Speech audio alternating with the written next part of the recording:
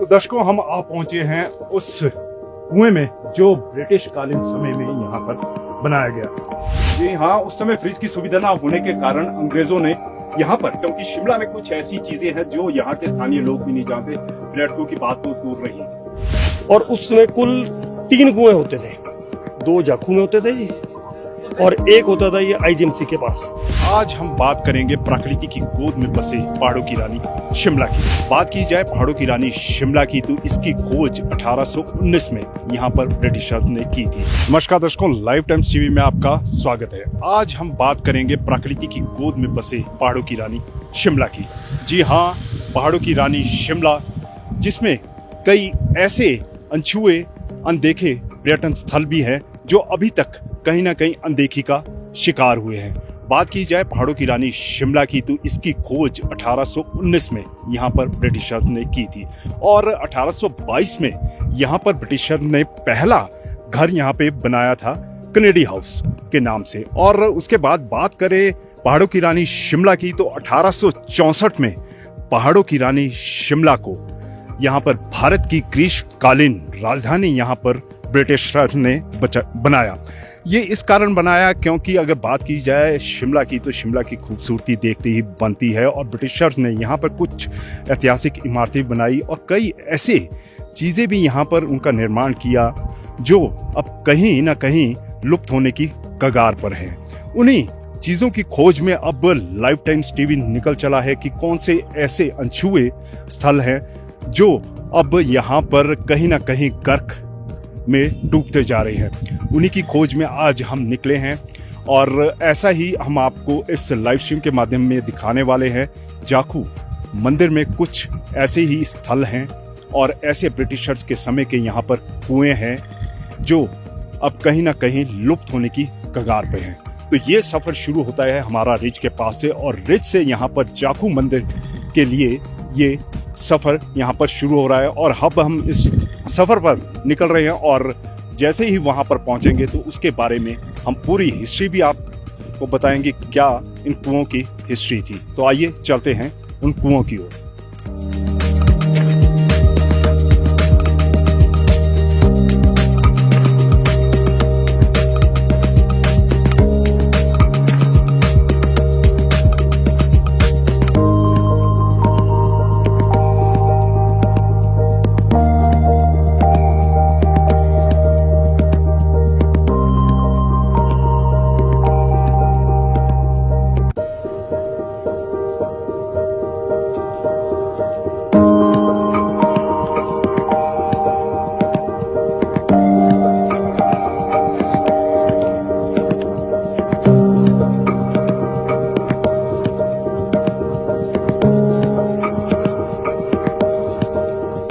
दर्शकों, हम आ पहुंचे हैं उस कुएं में जो ब्रिटिश कालीन समय में यहाँ पर बनाया गया था, और हमने सोचा कि इस कुएं की गहराई भी नापी जाए और कुएं के अंदर जाके यहाँ पर आपको ये लाइव वीडियो दिखाई जाए। और यहाँ पर हम आपको बता दें, इस कुएं की हाइट यहाँ पर लगभग अब जो बची है 20 फुट लगभग यहाँ पर कुएं की हाइट बची है। और इस कुएं की खोज में यहाँ पर हम पहुंचे जाखू मंदिर के समीप ये कुआं है, और ब्रिटिश कालीन समय में ये कुआं यहाँ पर बनाया गया था। और इस कुएं का जो इतिहास है, काफी रोचक इसका इतिहास है। अगर जो हमने कहानियां सुनी है या लोगों की जुबानी सुना है, तो इस कुएं में, जी हाँ, इस कुएं में यहाँ पर आजादी से पहले जो लोग कहते हैं कि ब्रिटिशर जब आए थे, जब उन्होंने शिमला की खोज की थी, और यहाँ पर 3 किलोमीटर के दायरे में शुरू में शिमला को बसाया था। अब लगभग 30 किलोमीटर के दायरे में यहाँ पर शिमला बस गया है, और आबादी की बात की जाए तो आबादी अब 2.5 लाख के लगभग शिमला की आबादी हो गई है। तो उस समय यहाँ पर ये कुएं बनाए गए, और इन कुओं में यहाँ पर उस समय फ्रिज की सुविधा नहीं होती थी। जी हाँ, उस समय फ्रिज की सुविधा ना होने के कारण अंग्रेजों ने यहाँ पर राशन स्टोर किया करते थे, क्योंकि जब भी वो यहाँ पर आया करते थे, क्योंकि समर्स में वो आया करते थे, जब नीचे मैदानी इलाके तपना शुरू हो जाते थे तब समर्स में आया करते थे, क्योंकि समर्स में शिमला को यहाँ पर राजधानी, भारत की राजधानी भी उन्होंने यहाँ पर बनाया था।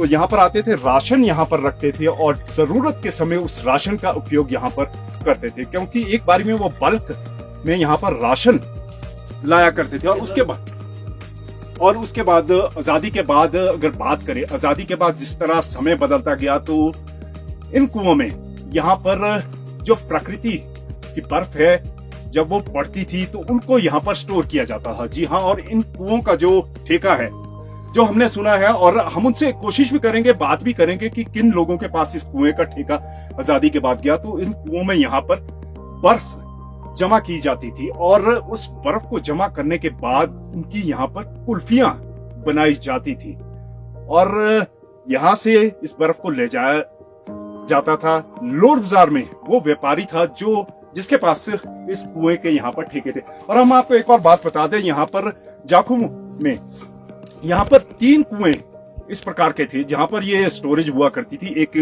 जिस कुएं में इस समय मैं मौजूद हूँ, एक ये कुआं है, एक ऊपर जाखू मंदिर में कुआं है जहां पर बर्फ स्टोरेज की जाती थी, और एक आईजीएमसी बॉयज हॉस्टल के पास से कुआं है। लेकिन अगर बात की जाए उन कुओं की तो वो कहीं ना कहीं नष्ट हो चुके हैं। ये कुआं थोड़ा हमारे को ठीक रूप में मिला, लेकिन ये हम कह सकते हैं कि एक ऐतिहासिक धरोहर है।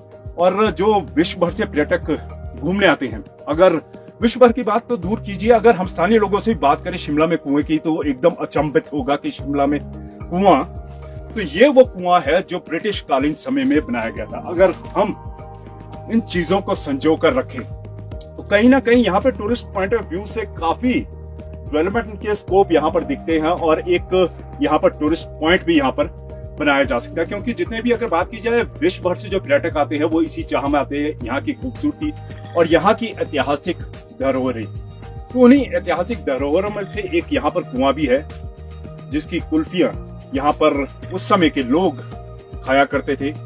और जो सुना है हमने कि आने में उसके बाद 5 पैसे 10 पैसे में ये कुल्फियां बिका करती थी। तो ये यहाँ पर पहुंचे और इस लाइव स्ट्रीम को करने का जो मेरा मुख्य उद्देश्य था, अक्सर तो आपके सामने यहाँ पर जो हमारे सहयोगी हैं राजीव भाई वो होस्ट करते थे, लेकिन इस कुएं की स्टोरी करने के लिए मैं होस्ट कर रहा हूं क्योंकि कहीं ना कहीं इस प्रकृति से मुझे भी लगाव है और इसके आसपास ही मेरा बचपन बीता है। तो यहाँ पर कुछ किस्से कहानियां मैंने भी बुजुर्गों से सुनी जो आपको मैंने साझा की, क्योंकि इसके साथ मुझे लगाव भी था, इन वादियों के साथ भी, क्योंकि बचपन मेरा पूरा यहीं पे बीता है। तो इस स्ट्रीम पे इसलिए मैं यहाँ पर होस्ट कर रहा हूँ और राजीव भाई मेरे साथ है, तो हमारे को काफी जतन करना पड़ा।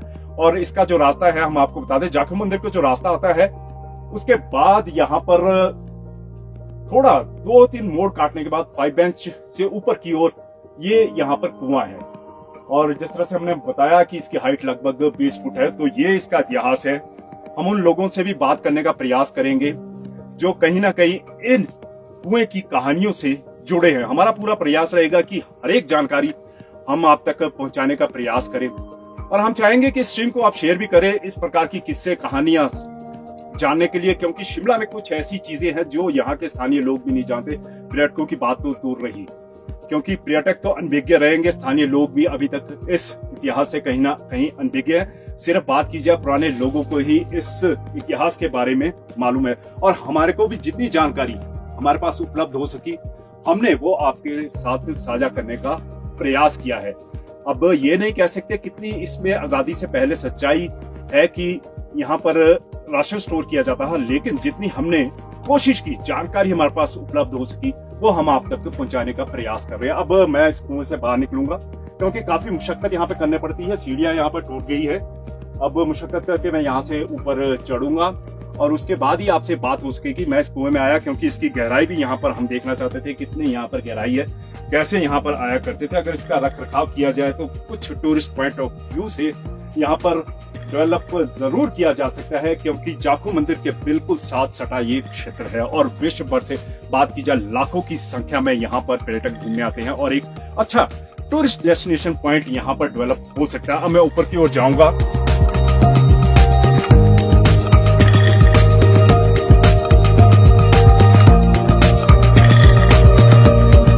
तो दर्शकों, अब कुएं से मैं बाहर आ चुका हूं। इसकी कहानी भी मैंने आपको बताई, क्या कहानी इस कुएं से यहाँ पर जुड़ी है और यहाँ पर किस प्रकार आया जा सकता है, तो हम आपको बता दें जाखू मंदिर के लिए जो रास्ता आता है उससे आपको आना है, लेकिन आना यहाँ पर बहुत कठिन है। ये आप पगडंडियाँ देख सकते हैं, इन पगडंडियों से हम यहाँ पर आए हैं और ये चारों ओर से एरिया अब कवर्ड है, तो इसलिए मुश्किलों का सामना यहाँ पर करना पड़ता है। लेकिन हमने सोचा कहीं ना कहीं हम उस इतिहास के पन्नों को खंगालें जो कहीं ना कहीं अब लुप्त होते जा रहे हैं, क्योंकि ये जानकारी सभी के पास होनी चाहिए कि शिमला में यहाँ पर क्या क्या ब्रिटिश कालीन समय की चीज़ें हैं, क्या क्या उन्होंने यहाँ पर निर्माण किया और क्या क्या यहाँ पर ऐतिहासिक धरोहरें हैं। तो आज हमने उस ऐतिहासिक धरोहर को बताने का यहाँ पर प्रयास किया जो कहीं ना कहीं अब लुप्त होने की कगार पर है। वो कुएं जो कभी यहाँ पर ब्रिटिशर्स ने बनवाए थे और आज़ादी के बाद उन कुओं में बर्फ़ जमा होती थी और उनकी यहाँ पर कुल्फियों का यहाँ पर व्यापारी द्वारा निर्माण किया जाता था। हम उन व्यापारियों से भी यहाँ पर बात करेंगे। अब हम व्यापारियों के पास भी चलते हैं, क्योंकि जो व्यापारी हैं वो लोड बाजार में, और अन्य लोगों से भी जानने का प्रयास करेंगे कि क्या इसका इतिहास है, क्योंकि ये जो इतिहास जितना हमारे पास जानकारी थी वो हमने आपके साथ साझा करने का प्रयास किया। अब चलते हैं उन व्यापारियों के पास और उन लोगों के पास जो इस किस्से कहानियों को जानते हैं।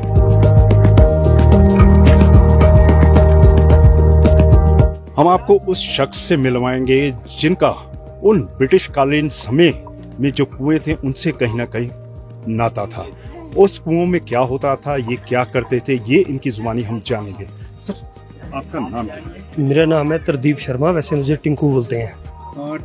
टिंकू जी, जाखू में कुछ ब्रिटिश कालीन समय के यहाँ पर कुएं हुआ करते थे और अलग अलग कहानियां इसमें प्रचलित है, लेकिन उन कुओं से आपका भी कहीं ना कहीं नाता जुड़ा है। क्या ये कहानी है, इस पर थोड़ा सा हमारे को।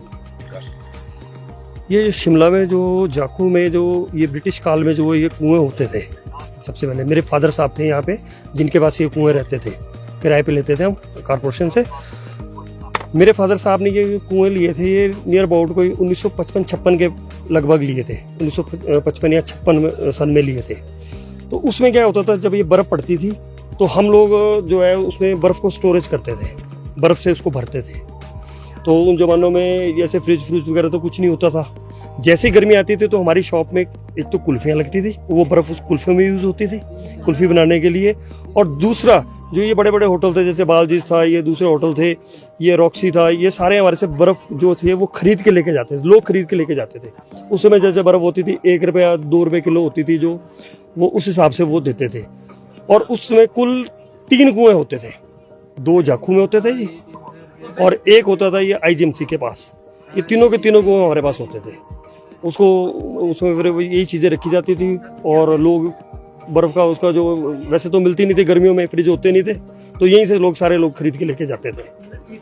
और वैसे भी जो पुराने समय में जो सुनने में आया है, कहते हैं कि जो ब्रिटिश लोग थे वो उसमें राशन भी रखते होंगे, तो वो तो उन्हीं की बात है। तो लेकिन जब से हमारे पास आया हमने उसमें बर्फ़ को स्टोरेज ही किया है और उसके बाद उस बर्फ़ को गर्मियों में यूज़ किया, लोगों तक पहुंचाया।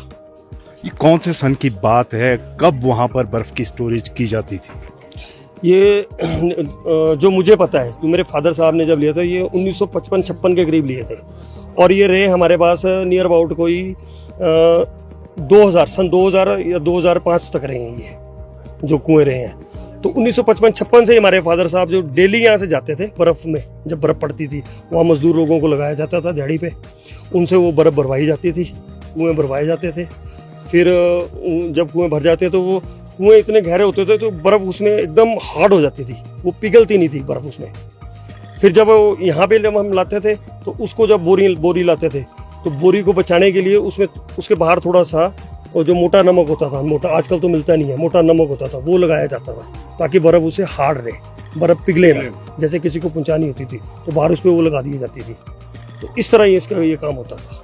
उस समय कुल्फियों के दाम क्या हुआ करते थे, क्योंकि समय के साथ कहीं ना कहीं कुल्फियों के दाम भी बदले हैं और शिमला भी बदला है। उस समय जो हमारे फादर साहब बताते थे 55-56 में, जैसे 5 पैसे की कुल्फ़ी, 2 पैसे की कुल्फ़ी, अन्ना भी चलता था उस समय, अन्ना जो बोलते थे अंग्रेज़ों के टाइम का अन्ना, 1 आने में वो कुल्फ़ी बिकती थी यहाँ पे।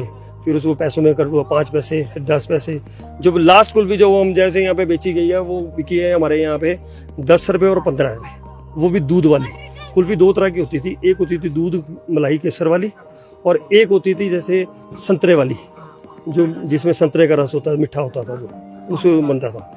बड़े बड़े सांचों में लगाई जाती थी, उसमें बर्फ़ को डाला जाता था। जब बर्फ़ को डाला था उसको जमाने के लिए उसके अंदर फिर वो जो नमक होता था वो नमक डाला जाता। नमक ही बर्फ़ को जमाता था, कुल्फ़ी को नमक ही कुल्फ़ी को जमाता था। फिर वो कुल्फ़ियों को बक्सों में रख के, जैसे बक्सा भर के कुल्फ़ी में 100 कुल्फ़ी डाल दी, फिर वो लोग यहाँ से बेचने के लिए लेके जाते, स्कूलों के पास लेके जाते थे, ऑफिस के पास लेके जाते थे। इस तरह कुल्फ़ियाँ बिकती थी उस समय की। बहुत बहुत शुक्रिया। एक शख्स ऐसे भी मिले हैं जिन्होंने उन कुओं की कुल्फी का स्वाद यहाँ पर चखा है। उनसे हम बातचीत करेंगे, कितनी जानकारी उन कुओं के बारे में उनके पास है। नमस्कार। हेलो, नमस्कार। सर, सबसे पहले आप अपना नाम। मंजीत सिंह मेरा नाम है और मेरा बर्थ प्लेस शिमला ही है। बहुत पुराना यहाँ पे सब कुछ जानकारी जो है आपको बता सकता हूँ। बिल्कुल बिल्कुल, मैंने कुल्फ़ी का स्वाद जरूर लिया है। यहाँ पे एक थे अमृतसरिया, उनका नाम था, तो वो लोअर बाजार में उनकी शॉप थी और वैसे तो उनका काम था चाय और समोसे टिक्की, बहुत फेमस थी उनकी, लेकिन वो गर्मियों में कुल्फ़ी बेचा करते थे वो। और उस कुल्फ़ी का जो वो पहले होते थे डब्बे, सांचे होते थे, उसमें कुल्फ़ी का पानी रख के उसमें आइस जो सांचों में थी, डब्बों में थी, उसमें वो जो डब्बों में आइस आती थी, बर्फ़ आती थी, वो उसी कुओं से आती थी। जाखू में इसके कुएं थे जो मुझे जानकारी है, और वो लीज पे लेते थे। वो हर गर्मियों में वो कुएं में जो स्टोर की हुई बर्फ़ वो उनके कुल्फ़ी जमाने के काम आती थी। और एक और कुल्फ़ी वाले थे, सतनाम नाम था उनका, उनके हमने बचपन में बहुत कुल्फ़ियाँ खाई है और वो भी थे एक। और बाकी ये जो अंग्रेज़ों के टाइम के कुएं थे, ये जहाँ तक मुझे जानकारी है, शायद ये अंग्रेज उसमें अपना राशन स्टोर करते थे, क्योंकि खराब ना हो आगे, तो गर्मियों में राशन स्टॉक करते थे वो, ये जानकारी है मुझे। तो ये थी उन कुओं की कहानी जो कहीं ना कहीं इतिहास के पन्नों में अब यहाँ पर दफन होते जाते हैं। समय के साथ साथ इन कुओं का यहाँ पर स्वरूप बदला। पहले ब्रिटिश काल समय में इन कुओं का यहाँ पर निर्माण किया गया, और जितनी जानकारी हमारे पास थी कि पहले इसका उपयोग यहाँ पर राशन के लिए किया जाता था ब्रिटिश द्वारा, और उसके बाद यहाँ पर इसका उपयोग बर्फ़ को एकत्रित करने के लिए किया जाता था, जिसकी कुल्फ़ियाँ यहाँ पर शिमला शहर में बिकती थी।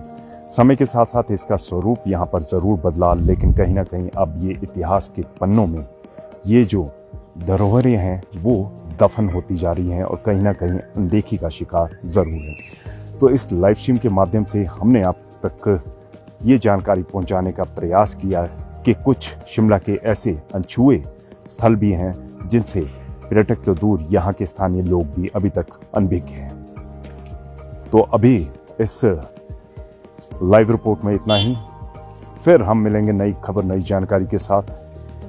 तब तक के लिए इजाजत दीजिए। आप सभी का आभार, धन्यवाद। Bhushan jewellers festival bonanza, lucky draw बदल देगा आपकी जिंदगी। 10,000 की खरीद पर गाड़ी, स्कूटी और सैकड़ों इनाम जीतने का मौका। तो आज ही विजिट करें भूषण ज्वेलर्स सोलन। हिमालय की गोद और देवों की धरती में बसा रूट्स कंट्री स्कूल शिक्षा के साथ संस्कार और स्वास्थ्य का एक ऐसा मंदिर है जहां देश ही नहीं विदेशों के छात्र भी गुरुकुल जैसी शिक्षा ग्रहण करने आते हैं। नारकंडा से 15 किलोमीटर की दूरी पर मौजूद यह शिक्षा का मंदिर कर रहा है आपका इंतजार।